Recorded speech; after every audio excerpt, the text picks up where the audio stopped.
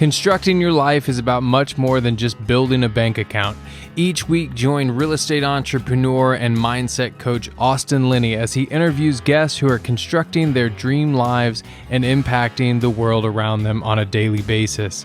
If you're an entrepreneur or wanting to start a business, or you just want to hear motivating stories of how others have overcome the odds, you are in the right place. And now for your host, Austin Linney. Guys, welcome back to Construct Your Life. This is Austin Linney here, and so he thinks that he's not the Parker, but little does he know he is the Parker. That's a long story inside joke, but we have Parker Cox here. How are you, sir? I'm doing very well, Austin. As always, I appreciate you, and I really appreciate you having me on. And I'll just say one thing, seeing that it's September 11th, thoughts with everyone who endured anything on that day. 1,000%. Prayers to everybody. Well, by the time this does come out, you might have started 7 more businesses, so we don't really understand. But what I want you to do is kind of share everybody with your story, and we'll kind of unpack it. What you do, where you got started. You start wherever you want to, and we'll go through. Yeah, I'll try and be as not long-winded as possible. So I graduated high school relatively early, finished college relatively quickly, basically got a degree in history and classical studies. And, as you can tell, I'm a history professor. So I did exactly what you have to do when you have that degree and you don't go into the profession of being a professor. I went into sales. I had 0 communicable skills in any way. I got a job. I left. I'd lived in Santa Cruz my entire life, went to UCSC. I left and went to San Diego, basically moved down there on a whim. Within 3 days, I was employed at a company that did phone sales to realtors. We sold them cold calling, Facebook business pages, and websites, trying to generate leads for them. Found out pretty quickly I was really, really good at that. It's a 2-call close process, which is pretty common. So you do an open where you get somebody to talk to you and give you some info, and then you have to set an appointment to actually sell the product once you've figured out the pain points and generated interest. The company average was like an open took about 150 to 250 calls. I set a record for like 3 or 4 months, I would do 12 call to 18 call average. So cold calling random strangers, I'd have to make 12 calls, including voicemails, and I could get somebody to talk to me for 25 minutes about marketing. When I figured that out, I leaned in pretty heavily on sales, and that's kind of been the underlying theme so far in my professional career. Pretty quickly, I realized I'm not really going anywhere at this company, and I decided to move on. I'd met my then girlfriend, and a couple months later she was pregnant, and her aunt had recently started a property and casualty insurance agency, and so I joined as a 1099 focused on growth. We can go into detail on that, but I learned a ton, mostly by not being taught anything and having to self-teach. And over the course of 5 years, I grew us to the largest agency in San Diego insuring real estate investment. So we were insuring, 600 to 700 flips a year. We'd gotten up to insuring about 2,000 rental units. I kind of went deep into the real estate investing world. That was how I ended up meeting my business partner now for our property management company. After we'd been talking about a few projects, all of this, he had just started a property management company after working for his uncle, who owned a long-standing business. And 30-minute conversation, we decided to shake hands, go start a secondary office in the Bay Area. And we've worked together 70 hours a week for the last 6.5 years. So it's been pretty wild. I've taken almost 800 flights to Northern California. Now I'm in Boise, so back to San Diego. I traveled constantly during COVID. I'm one of those people, I think, that it's like I've become a good operator. I understand business. It's what I'm interested in. It's my hobby. Along the way, I've started a few other businesses, some with my wife, some with my business partner, and then very recently, we've kind of stabilized the property management business to the point that we're now launching a digital marketing agency and an international recruiting company that I'm pretty excited about. It's all amazing stuff, but I think there's some things that I noticed, meaning that you got to something, right? And this is something I've worked against me my whole life. You master the cold calling, and then you look up and you go, is this it? You go into the casual thing, you crush it, and you go, is this it? And I think a lot of people get caught in they don't ever ask themselves that question. What makes you different? Why did you ask those tough two questions to start your own business? You know, it's hard to say. I mean, I'm sure some of it has to do with some ADHD and just I'm the sort of person who I don't have any problem working a lot. I enjoy it. I open my computer on the weekends. I've got 4 kids. I do plenty of life stuff too. But you know, I remember thinking, so I started personal development right when I found out my then girlfriend was pregnant. And I remember that I kind of read a story, or it might have been on a podcast, but it was from one of the two founders of Home Depot. And he basically, it was like his daughter's graduation and something like that. And she told this story of how, wow, I didn't realize how big this was. You know, you were always there for me. You never missed a play, you never missed a soccer practice, whatever. And he was explaining this story. And I immediately kind of paused it or closed the book and I wrote down, like, I want to have it all. And what I meant by that was like, you hear about people who achieve massive success, but it ruins their marriage or they're terrible parents or anything else. And I knew very early on, I mean, I was probably 22 when that happened. Like, I want to do whatever it takes to have it all. And I think that when you have that sort of mentality, you hit somewhere on the road where it's like, this isn't enough. And I remember having a conversation with, I think, my dad around that same time. And I just said, like, why not me? If somebody else can make $100 million or $1 billion business or, you know, help 1,000 people, whatever it is, why not me? I'm smart. I'm willing to work as hard as anyone else. Like, I have the background, you know, it's like I can learn anything, I'll study. And I think having that mentality is where a lot of people struggle. We're really beaten down by society when our parents and our friends and our teachers tell us, like, oh, well, you have to stick to this box, right? It's like, why? Why not me? If somebody else can do it, why not me? That was kind of the core thesis that I developed along the way. I tell my clients all the time, I said, there's only one thing that matters in this world. It's called more. More everything. More happiness, more love, more time with your kids, more freedom, more everything. Yeah, and just more growth. And the thing is that what I've realized, and I think, and I'm sure you're at a place at this point, right? You have 4 kids, you have a wife. I think a lot of guys, and I'm just talking about men, they say that it's for their family, when really it's for them. And the moment that they own it for them, they set themselves free. Because we apologize so much for what we need to be happy. You can't apologize for it. Yeah, I think it's okay to make it your own ego. And it's funny because with the amount of travel, I mean, in the last 8 years, last 6 years, I've spent about a year and a half away from my family when you put it all together. Now, I've almost never missed weekends.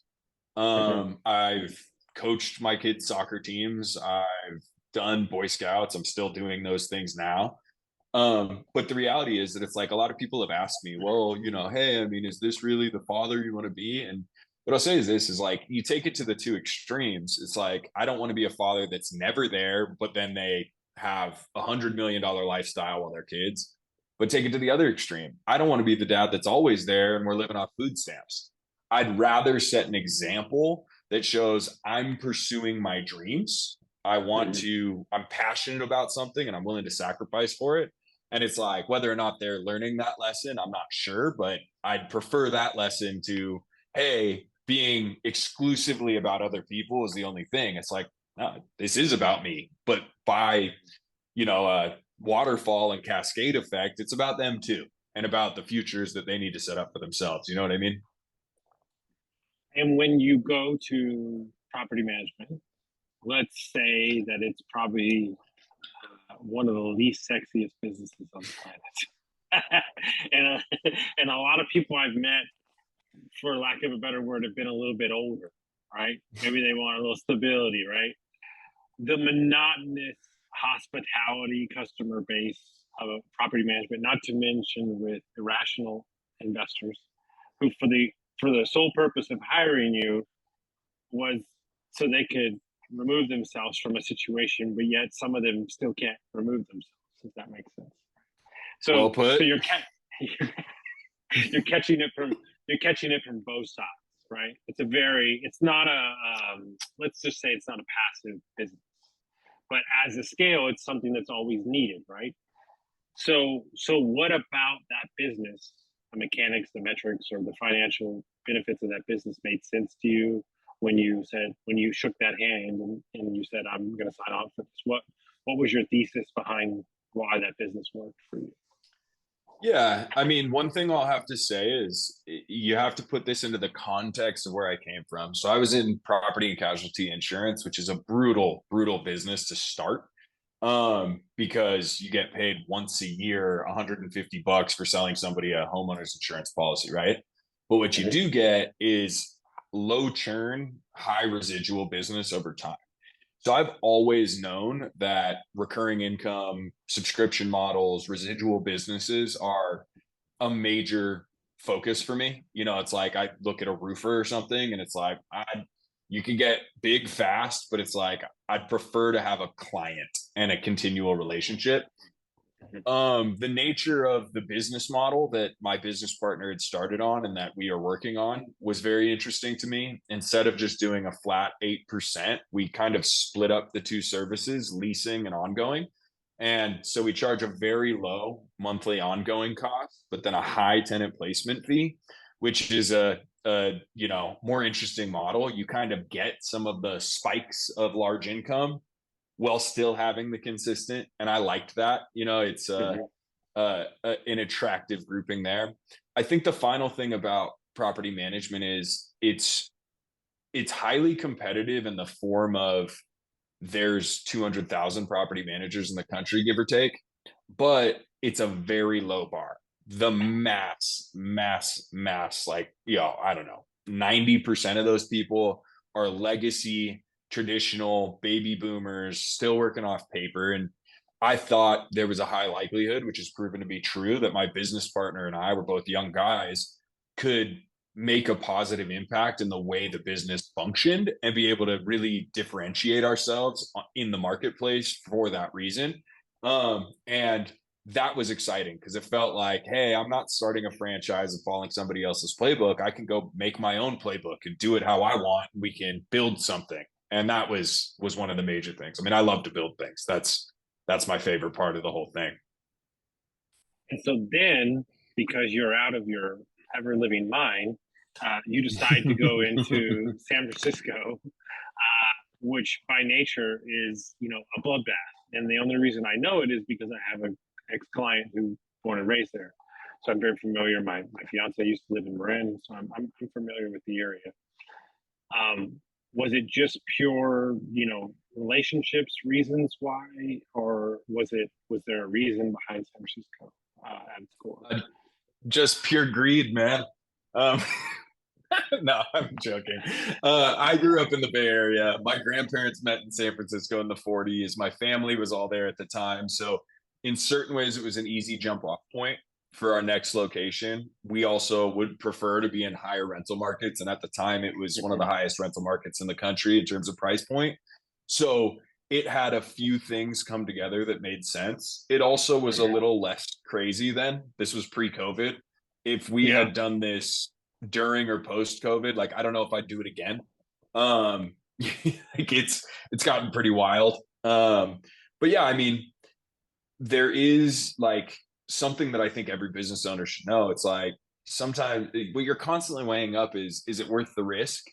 And in our mind, it's like California as a whole and the Bay Area and LA and Orange County and San Diego, I mean, these are some of the most treacherous rental markets in the world. But you compare this to a really easy place to manage property, like where I am now, Boise, it's like it's about 4 times more lucrative. You have to Well, make the it's decision which works. You know what I mean? some guy was posting about this yesterday. He said, he started his business power washing for Walmart, and the reason he did it is because nobody would do the paper. So the competition at that level is, and so you're basically saying, look, if I can do it here, we can do it anywhere. And this makes sense, right? Is that kind of, I mean, it makes a lot of sense when you look at it for time for risk. Absolutely. I literally posted that on Twitter yesterday. And I mean, one of the things is like when you start, like exactly, if you can do it here, you can do it anywhere. I literally posted those words yesterday. What I'll say is it's like starting any business. If I could turn back the clock, would I do it differently? It's like no, because I didn't know what I didn't know. I didn't have a frame of reference at the time. The idea of launching a property management company in Boise or Florida or anywhere else seemed impossible. It's like, well, we have licenses in this state, and this is the best place in this state where we can do it. And I guess we're going to try it. Now I might look back differently, but that's kind of, it's a fallacy. You couldn't have done it any different way because I didn't know anything. It's like I've had to learn these lessons the hard way. I'm definitely a hand on the stove sort of person. Well, think about it this way. I tell people all the time, right? And this is an analogy for life in general, is that you told me that you've reached out your potential and your W-2. Let's just use that as an example. I would say no. Have you exhausted how many promotions you can get? Have you learned all the skills that you can get? Right? We want to move on. And look, by the way, the words that are coming out of my mouth, I'm saying to myself, right, as we speak, living in this moment. We want the thing that's over there instead of focusing on the thing that's right here in front of us that we spent years doing that we haven't exasperated out the final thread of it, right? The joke is, especially with entrepreneurs, you spend 20 years learning something, and the moment that you become the master, you move to the next shiny object. It's true. Instead of cashing in on all the pain. Yep. It's funny, man. I have my team knows this. Words you cannot say to me is I'm willing to do whatever it takes. If you say that to me, I will call you out on it because I'm one of the only people, my business partner's another, my wife's another, but I'm one of the only people I know that means it when I say that. Where it's like if I need to jump on a plane tonight at 10 p.m. 1000%. It's such a flippant kind of bullshit platitude for most people. Oh, I'll do whatever it takes. Well, until 5:01 p.m. or until it's hard. We were supposed to hire the CEO instead of me. I called him. He had another offer on the table. I said, I'll be there tomorrow at 8 a.m. I'm going to take you to coffee in Nashville. He goes, what do you mean? I said, I'll be there at 8 a.m. I'll take you to coffee in the morning. He goes, you live in Texas. I go, I'm aware. So I flew in, took him to coffee, and flew right back out 3 hours later. Totally. I've done the day trip flights over and over. It's like the amount of times you're flying in at midnight, you got a 7 a.m. meeting, and then you're moving on. And, it's like I'm a firm believer in this. Like, I think everybody kind of talks about like, oh, well, you have to get lucky or like whatever. And I actually believe this. If you're being honest and you're doing good work and you're willing to do whatever it takes, you can achieve anything. That's it though. Everybody thinks they're willing to do whatever it takes. But it's like, are you really willing to shovel the shit? Are you really willing to cold call that person 100 times? Are you really willing to show up? Like most people aren't. And that's okay. I mean, like I look at it as an entrepreneur, like I need employees. You know what I mean? It's like like not everybody should do this. Wow. It's high risk, it's scary, it's gnarly, but it's required. So instead of putting CEO, that's the truth, right? And what's interesting though, and I'd be curious to hear your answer on this because I had to learn this early in my career when I started business. I had a business partner come to me. He's like, hey man, I love you. He goes, but we don't roll like you. And he goes, if you don't learn to let people be who they are and stop pushing them to your level, you're not going to have anybody around you. And so that's when I realized that 60% of somebody else or 80% is okay. I don't need them to be. You know, it's really funny. This is something I have discussed a lot. It's one of the key lessons you need to learn as a leader is to stop thinking of everyone else as yourself. It's like it can be really, really difficult to imagine the perspective of someone else. But when you're trying to force your viewpoint, your expectations on your team, there's two major problems. Number one, as you said, it's like you're going to drive them out. Number two, you're going to drive yourself insane, right? When you're sitting here wondering, well, why didn't he do that? Like, it's like it took me a long time to really pick up that lesson after, 5-6 years of bashing my head in the wall saying like, what? This is so obvious. It's like I remember just being shocked the first time it dawned on me that not everyone wants to be a business owner. It's like, and it sounds so silly and so selfish when you say that out loud now, but I'm like, I used to think of myself as like, oh, I'm coaching my team to like go start their own thing one day. And it's like, it's so stupid. Nobody wants to, like, such a tiny fraction of people actually have that dream. And then a tiny fraction of that group actually means it, right? It's like that could be like somebody who says, I have the dream of hiking Everest. It's like not until you get to 10,000 feet in frickin' Tibet. Well, I believe that shit. Like, it's like you're not willing to do the 2 years of prep to actually hike Everest. Well, I mean, that's the truth. It's like, man, I tell people all the time, it freaks them out because I'm 40 right now, about to be 41. I said, man, at 50, dude, I'm gonna be ready. I'm gonna be ready to. And they're like, what are you talking about? I'm like, at 50, I got it all planned out already. I'm gonna have learned enough in this 9 years. I have built this much. I'm gonna have the freedom. And they're like, I don't understand. You're already at 50. You know what? I said, yeah, I know the back half of my entire life. I know exactly what I'm gonna do on my terms, the way that I want with my kids. But it's gonna take. What people don't understand is like I'm not saying I was a fuck up. But I didn't have my shit together until 36. Like I was still an alcoholic. So like I needed 4 years to get my shit together and work on personal development, get healthy. Now I'm 40. And I told my fiance when I met her, I said, give me 10 years. I said, give me 10 years to be irrational about how much I'm going to build. I said, that's all I'm asking for. At 50, there'll be a little more rational with my life. I'll take a lot more vacations. Like I'll take some time, but like I need this. Like if I don't do this, then I'm not going to feel ready for my 50 on. So like understand that. Let me do it. Yep. But like I had to admit that to myself first, right? It's so funny.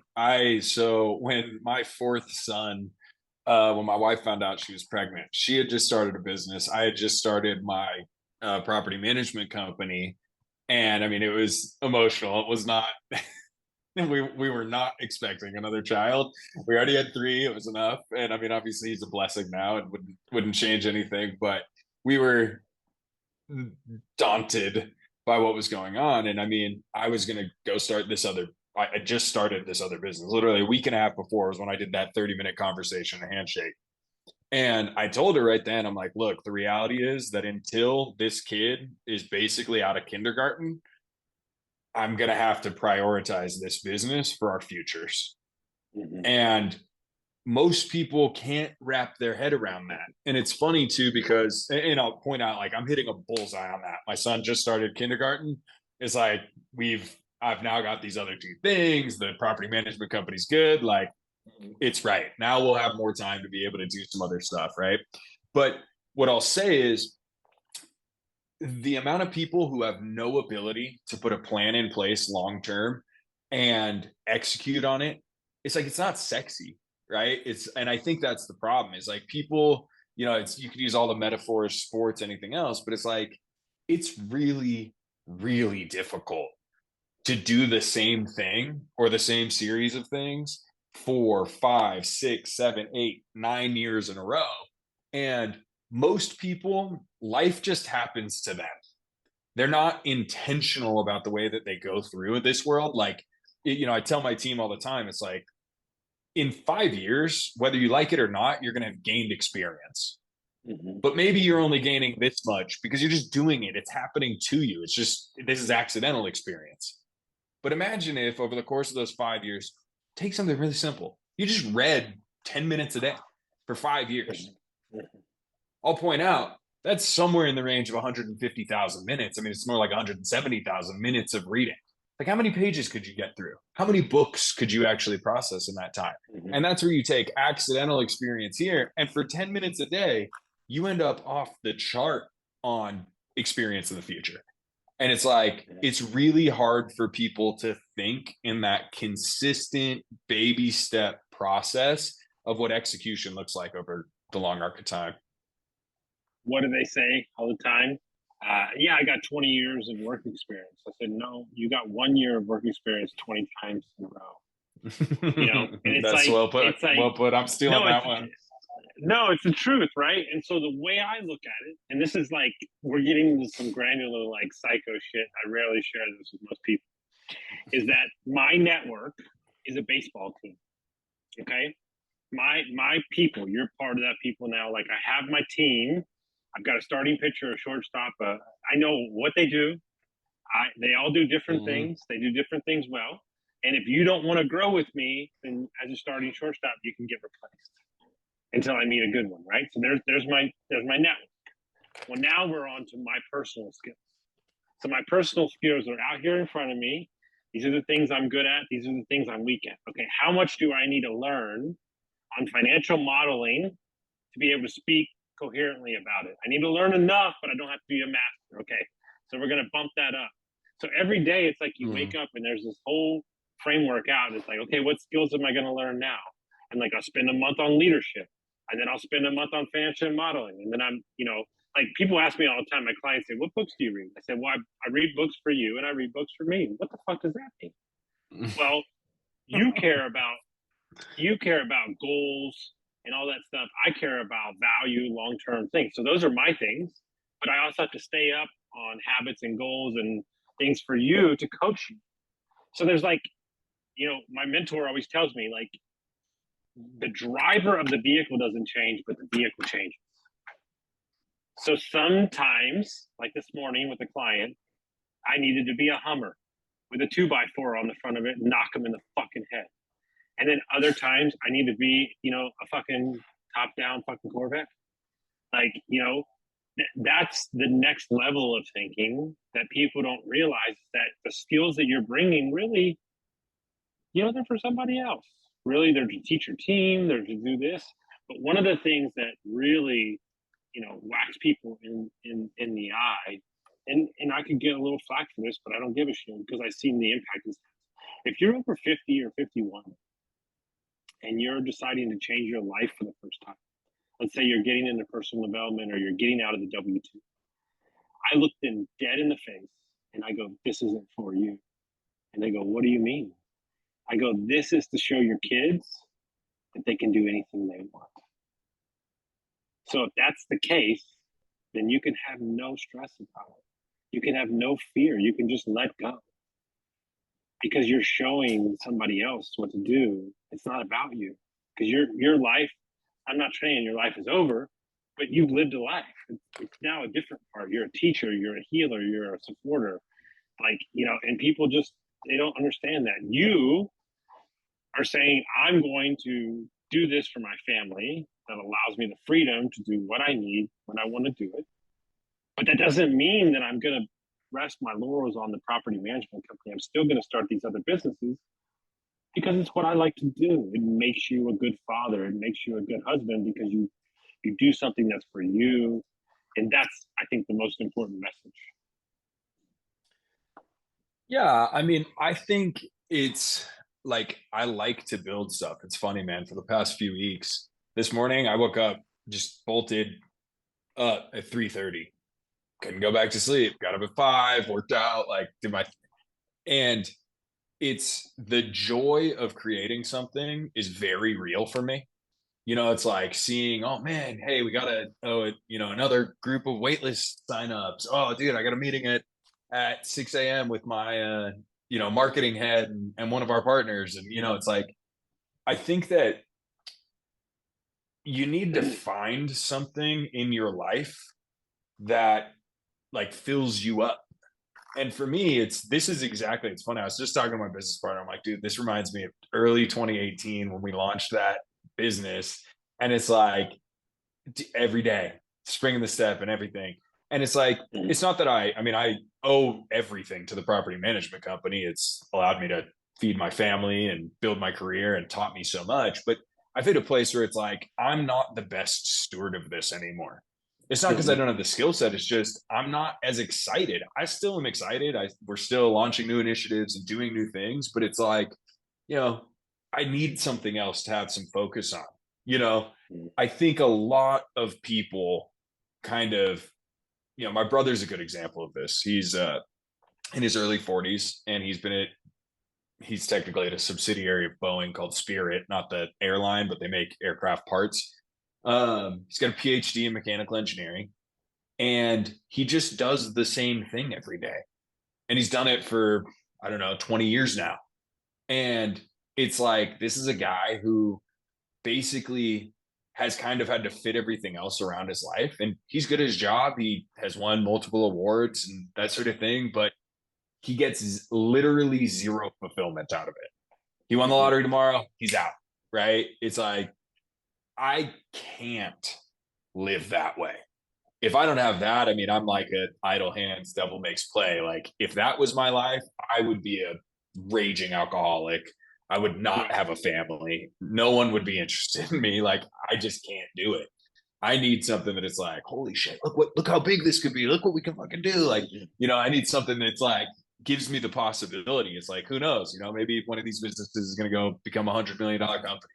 Like, probably not, but at least I can like kind of convince myself, trick myself in the background a little bit every day, saying, look, we're starting the next big thing. And that revs my engine. You know what I mean?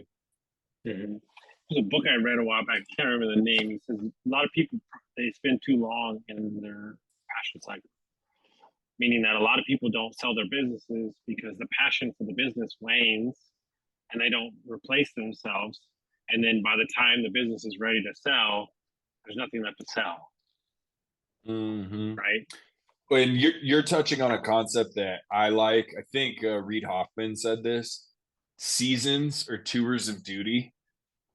I'm going on 7 years in this business. That's a season of my life, and I don't want to let it go. I'm not ready to sell it. I want to kind of move out, let some other people come in. I want to work on strategy, but not have it be this all-consuming moment, like constant in my day-to-day, right? You got to understand property management, you can't escape from it. I know this is true for most businesses, but 3 days ago, it's like I still see our emergency maintenance is 2 o'clock in the morning, an emergency maintenance call comes in.